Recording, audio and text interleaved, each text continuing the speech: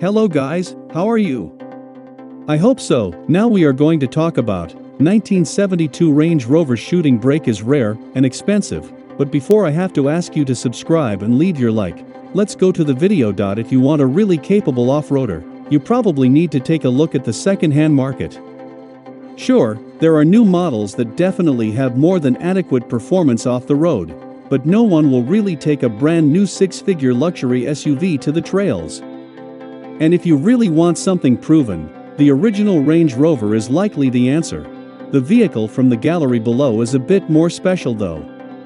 It is one of just 6 prototypes built by Land Rover as experimental prototypes designed and commissioned by the Special Projects division of the manufacturer. They were all built on a 10-inch longer wheelbase, with the original plan being to make them more suitable for use as an ambulance. All 6 units were assembled by a company called Spencer Abbott in Birmingham.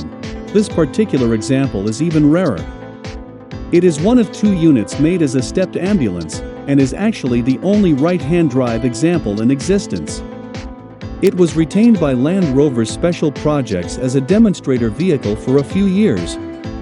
To a certain extent, this body style was the predecessor of the Land Rover Discovery with its raised roof at the back. In 1973, the SUV was sold to serve as an ambulance, and it remained in service for the next 44 years. Then, in 2017, it was sold to a new owner, and about a year later, it underwent a full restoration and conversion to a shooting brake. Since the restoration was completed, the vehicle has been sitting in a garage and, according to a new ad, its condition is near excellent. Given its rarity and history, this Range Rover shooting brake is expected to fetch between £80,000 and £120,000, approximately $111,000 to $166,500, during a Goodwood auction on September 18th. So that's it guys, comment what you think of this article and don't forget to click like and subscribe to the channel. Thank you so much for watching.